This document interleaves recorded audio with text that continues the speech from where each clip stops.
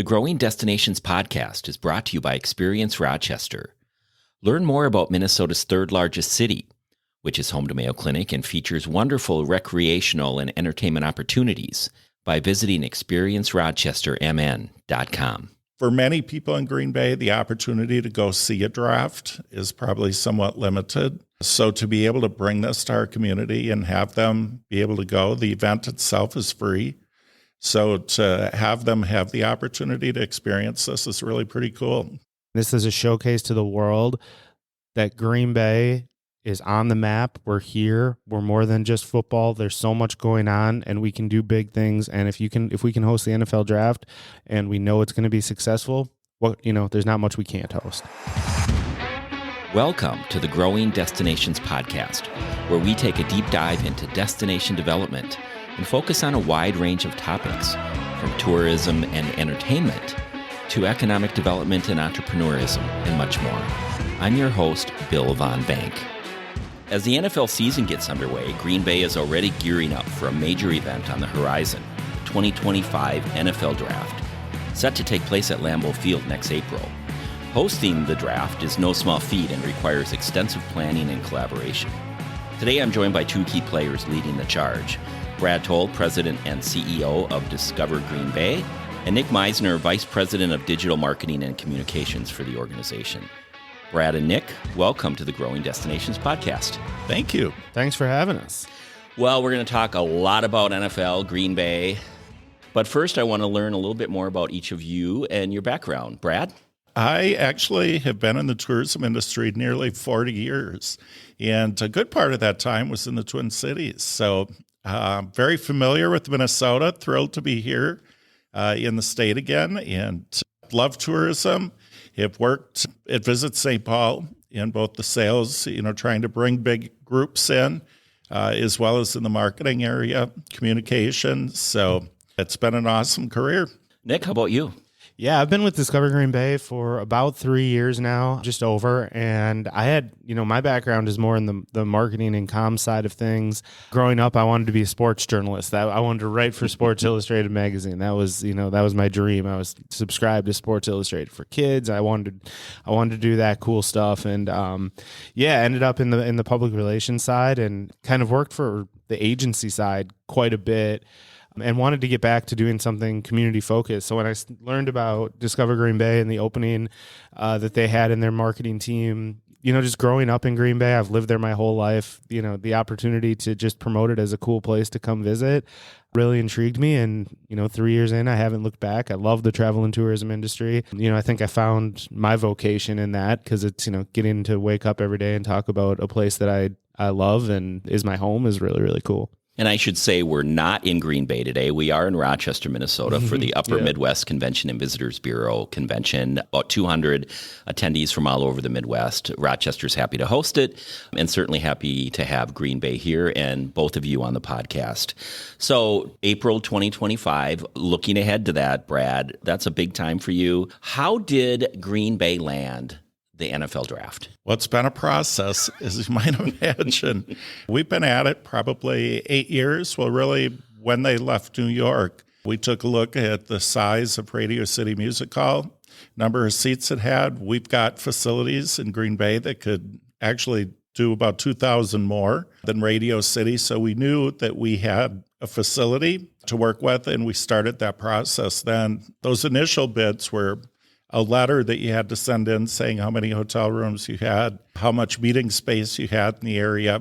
Now it's about a 65-page request for proposal, wow. And our bid was probably 350 pages long. So we bid on 22, which in 2020 was supposed to be in Vegas. And with the pandemic, obviously, they weren't able to do it, so they gave Vegas 22. So then we bid on 24, and that ended up going to Detroit. It was between us, Detroit, and Washington, D.C. And then we bid on 27, and we went to London with the team and promoted tourism over in the London area, talked to tour operators, travel journalists. And after the game, we ran into the NFL event staff, and they couldn't believe how many Packer fans were there from all over the European area. And we got back, and 2 weeks later, they asked us to bid on 25, and here we go. So it took a trip to London to make that happen, is what you're saying. Well, I think so. It a didn't lot of hurt the Packer fans over there helped. Yeah, it didn't hurt the process to show out in London for sure. Nick, it's a massive undertaking, right? It's a lot. Tell us some of the logistical challenges you're preparing for. When you're talking about bringing any big event to a small or medium market city, you have to take into consideration how many people want to be involved, want to be in the know. And there was a ton of excitement when the announcement happened. And of course, on our end, we celebrated the heck out of it that when it was announced.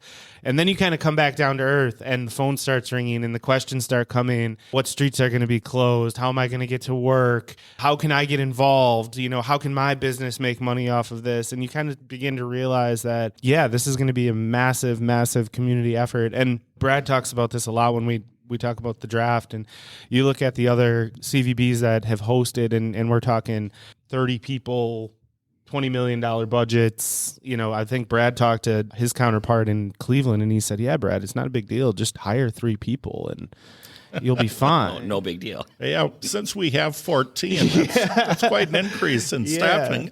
Yeah, for sure.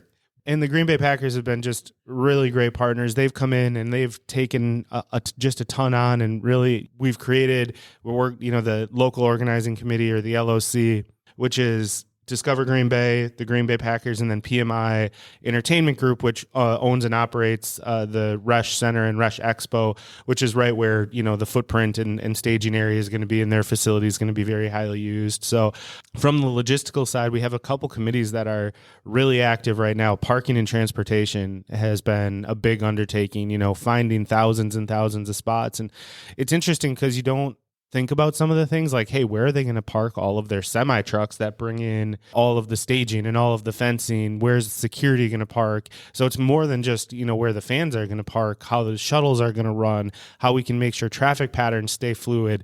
All of those sorts of things are critical. And right now that's a big one. And then Brad has been working closely with elected officials as well, keeping them in the know. Yeah, all the questions that are coming into our office are being asked of a lot of the elected officials, the mayor, county executive. So we learned early on they're much more supportive when you keep them informed. Imagine that. Yeah, imagine that. And even to be able to tell them what things we don't know, because it's the NFL's event. We're not running it. Mm-hmm. So basically they call us and say we need another spot for 50 more semi-trailers, and it's our job to go secure that space and make certain they have what they need. So that communication, every 2 weeks, we're talking to that group to make certain they're informed. And how is the community rallying behind this? They're excited. I mean, they're proud of the community, and a lot of them live right in that neighborhood. It's very odd in the NFL, probably any professional sports facility, to have a stadium sit right across the street from a neighborhood. Family homes, people that have lived there for years. So keeping the neighborhoods involved as well, keeping them excited. But the support has been actually fabulous from a lot of these community people. For many people in Green Bay, the opportunity to go see a draft is probably somewhat limited. So to be able to bring this to our community and have them be able to go, the event itself is free.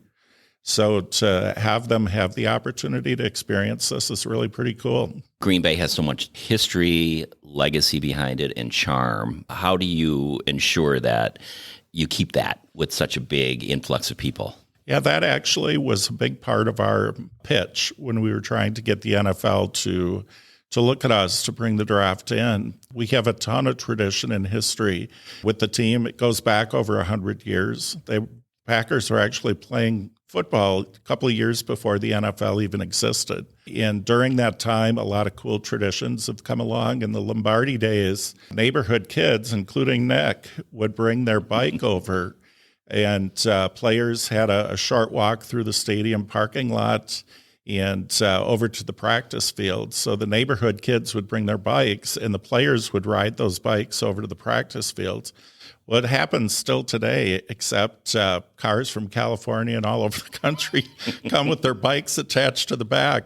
So you have to be pretty lucky to have a player pick you today. But we're looking at how we can take some of those traditions and bring them forward. There'll be a bike ride where all of the teams will have bikes all wrapped in their team colors, and kids from those cities will be able to ride. We're working on the logistics of all of that, but some cool things to bring those traditions and that history forward. We'll see if we can get you the Vikings bike there, Bill. Hey, I'll take it. I'll take it. We'll keep the border battle rhetoric to a minimum here. All right. There you go. But Nick, you are a Green Bay kid, so what Yeah. does this mean to you? Yeah.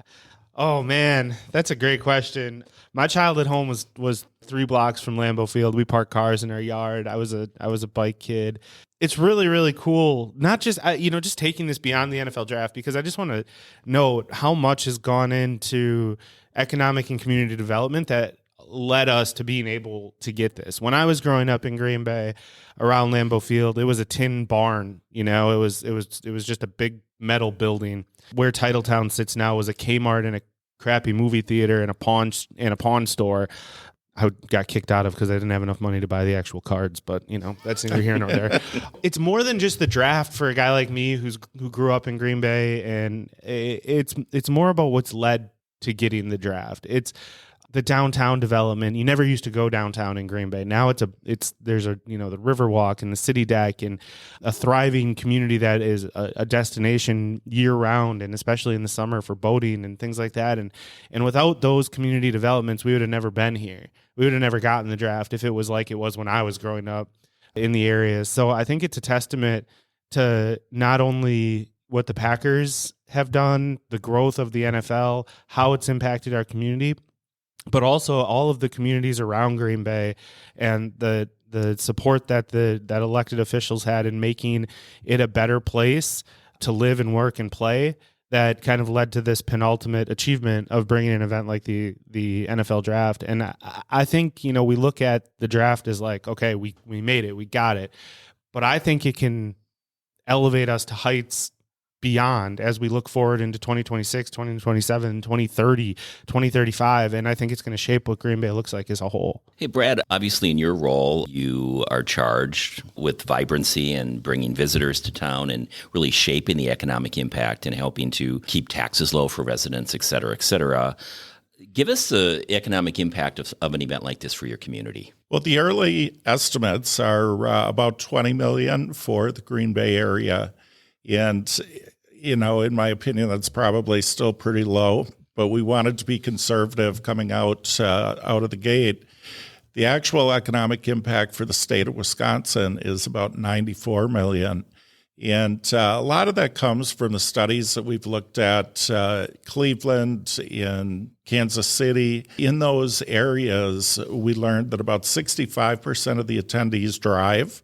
So it's a drive market event. And if you're familiar with the geography of Wisconsin and where Green Bay sits, you either swim to Green Bay or you drive through the state of Wisconsin. So folks that'll be coming and cheering on the draft picks for the Vikings will likely be driving from the west, all the way through the state. So we know that gas stations, restaurants, hotels will be busy throughout the state. And that will really drive the economic impact. So it's a great opportunity. Some of the promotions we've done so far, we did one where the football rode the ferry across Lake Michigan. And there was the handoff of the football to Wisconsin from Michigan. And then we took it by bike from Milwaukee up to Green Bay. So riding all the different trails in Wisconsin, talking about, the beautiful recreation that's available there. We have the agriculture industry is involved now with corn mazes. NFL Shield is all done in a corn maze, which just looking at those, I think if I went in, I'd be there for some time, possibly They're a couple really of big. weeks, They're huge. trying to find my way back out. But we're trying to involve the state in it. We received a few dollars from the state for marketing. So we want to be sure people know more than just Green Bay, that they know about Wisconsin and the opportunities that are available there. In terms of like a sphere around Green Bay, are you working closely with other cities nearby? Because obviously there's going to be compression with hotels and the need for people to stay further away because you're going to be full. Yeah, we are. We have newsletters that we send to all of our DMO partners, destination marketing organizations throughout the state, certainly through the Department of Tourism. In Wisconsin as well, we communicate regularly. There's a website that Nick is working on, and we have all of our DMO communities listed on there.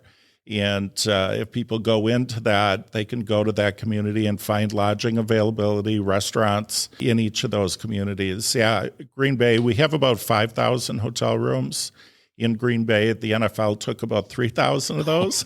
Wow. So there's not a lot of room for extra guests to overnight there. But throughout the Fox River Valley, there's thousands of additional rooms down toward Milwaukee, Madison, out to the west toward Wausau. So definitely keeping all those DMOs in the loop and so they know what's going on has been very important. Nick, what can attendees expect in terms of fan experiences, special attractions, and other draft-related events? We'll just start kind of what to expect in the footprint of the NFL draft, and then we can kind of go out a little bit. So the best way I've described the NFL draft, if you've never been, is it is a football festival. It is like a state fair, but football themed. There is the NFL fan experience, which there's Vince Lombardi trophies that you folks from Minnesota can come see for the first time. Ooh, ouch. We're going to edit that out, maybe. There's displays from every team. There's jerseys. There's player appearances. There's all the Super Bowl rings on display. There's merch tables. So we're talking acres of activities for all ages, and it really is a family event. Like, there's strollers you see everywhere when you're in the draft footprint. There's kids engaging. There's local food stands. We can't forget to talk about the Taste of the Draft, which will highlight some Wisconsin and Green Bay cuisine at some of the food vendors. So what I really have enjoyed about working with the NFL on what the fan experience is going to be like is they're not saying, hey, Control C, Control V, Detroit to Green Bay. They're making it a Green Bay draft. Like, it is going to be Wisconsin themed. There's going to be agriculture and outdoor recreation and all of this stuff kind of brought in to the experience, so you know you're in Wisconsin when you're there. And then of course there's the draft theater, which is where all the picks will be made, where there'll be live music, entertainment, all sorts of things going on the stage outside of just making the selections. As you kind of go outside of the footprint, our community is stepping up for this thing. I mean, there's going to be, when the draft hours are not going on, there's going to be parties, there's going to be fan gatherings, there's going to be family activities and farmers markets. There's going to be a Booyah cook-off downtown Green Bay. If you're not right inside the draft footprint, there's really going to be opportunities to experience the Green Bay culture around the city as well. So it's going to be a really, really big event. Brad, what legacy do you hope the 2025 NFL Draft will leave for Green Bay? Well, we're very fortunate working with the NFL. They have a lot of things that they like to do as far as leaving a legacy, from building playgrounds, supporting food shelves and different things like that. I think what we're hoping with 70 million or so people watching it on TV, that they realize we're not frozen all the time. And I know Minnesota kind of gets that rap too. People love to show where the coldest place in the country is, in morning shows. But we're hoping for beautiful weather so that people across the country, around the world, see that it's a very beautiful place. And, with a lot of the shots of the city and talking about some of the stories, some of those traditions and histories, we're known for the Packers, but there's a lot more in the area than just a football team.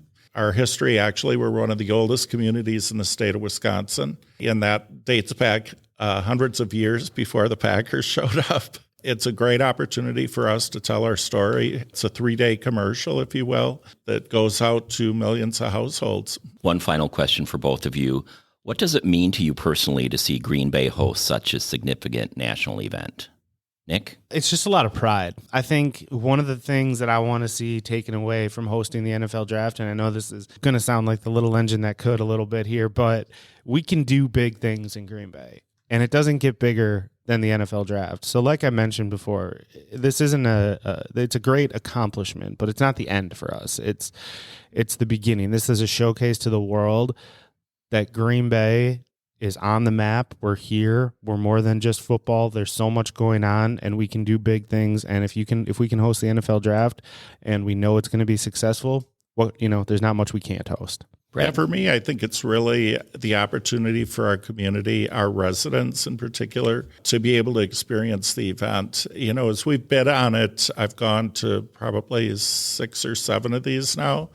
And the opportunity for our residents to be able to go, and it's right in our backyard, I'm really excited about it. I've enjoyed going, and it's very cool to be able to bring this to our community and have them experience it. From a Minnesotan, I can say I do have NFC pride for you. I love that. Both. It's going to be great. I think it's great for regional tourism, and Absolutely. Minnesota might even see some of the benefit to that. So congratulations to both of you. Best wishes in the planning, because I know it's a lot. And thank you both for being our guests on the Growing Destinations podcast. Thank you very much. Thanks for having us. Thank you for tuning in to the Growing Destinations podcast. And don't forget to subscribe. This podcast is brought to you by Experience Rochester. Find out more about Rochester, Minnesota, and its growing arts and culture scene, its international culinary flavors, and award-winning craft beer by visiting experiencerochestermn.com.